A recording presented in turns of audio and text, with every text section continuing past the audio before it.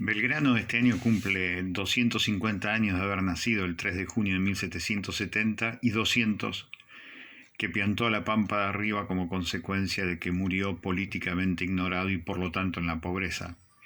Ni siquiera tenía para pagarle a su médico de cabecera y por eso le tuvo que dar una incrustación de oro que tenía en su dentadura. Tal vez el final de Belgrano explique su fenomenal pasión por la Argentina, un país que ni siquiera se mencionaba de esa manera. Belgrano, cuando tenía 20 años, era el presidente del Colegio de Abogados y Ciencias Económicas de Salamanca, ese lugar que hasta el día de la fecha hay mucha gente que todavía dice que lo que Natura no da, Salamanca no presta, porque era algo así como la síntesis de la sabiduría de Occidente. Y eso es porque Belgrano había sido el segundo promedio de la Universidad de Valladolid en 500 años de su creación. Era la mente más notable que había tenido el siglo XVIII y parte del siglo XIX en lengua española. Y cuando llega aquí, al todavía virreinato del Río de la Plata, lo declaran, con 24 años, secretario vitalicio del consulado, algo así como que un muchacho de 24 años, hasta el momento de su muerte, iba a empezar a ganar nada menos que 150 a 200 mil pesos mensuales. Piensen hoy en un pibe de 24 años a quien le dice que de por vida tendrá un trabajo que por mes le dan 150 mil pesos. Pensaría que ya está hecho, que no hay por qué calentarse. Belgrano hizo todo al revés. Se calentó por lo que significaba un país que desconocía pero que suponía enorme y en donde las injusticias generaban una enorme multiplicación de pobreza y por el otro lado concentración de riquezas en pocas manos. Por eso primero peleó contra los ingleses cuando los ingleses le habían dicho que se quedara del lado de él, como habían hecho el obispo Luis Riega en Buenos Aires. Belgrano fue en contra de eso, se fue al exilio y empezó a militar la resistencia contra los ingleses.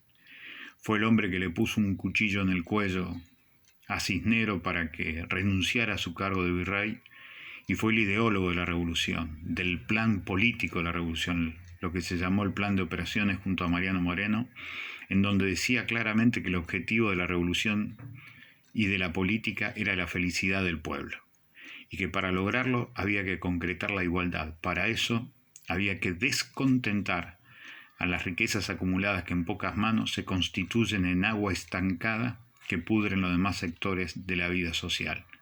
Y aunque eso descontente a 5.000 mineros, le hará la felicidad a las 400.000 personas que viven en estas tierras. Hasta el día de hoy, ese es el sueño colectivo inconcluso de la Argentina. Llegó a cruzar el río Paraná hasta llegar al Paraguay en el lomo del cuero de una vaca. Llegó a fundar la bandera argentina simplemente como símbolo de la esperanza por los 1.500 desesperados que lo seguían y no sabían en qué creer. Y fue el hombre que cuando ganó la batalla de Tucumán, los hacendados tucumanos le dijeron en 1812 que era el padre de la patria, y él lo que dijo fue que los verdaderos padres de la patria eran los soldados que lo seguían y ni siquiera sabían leer ni escribir, pero habían dado la sangre por aquella palabra maravillosa que era la palabra revolución. 7 años después, antes de morir, Belgrano fue engrillado en sus pies por esos mismos tipos de Tucumán. Se muere el 20 de junio de 1820 en la pobreza porque había declarado que todas las personas eran iguales, y junto a su amigo Martín Miguel de Güemes había declarado el fuero gaucho, una especie de documento de identidad en donde todas eran personas.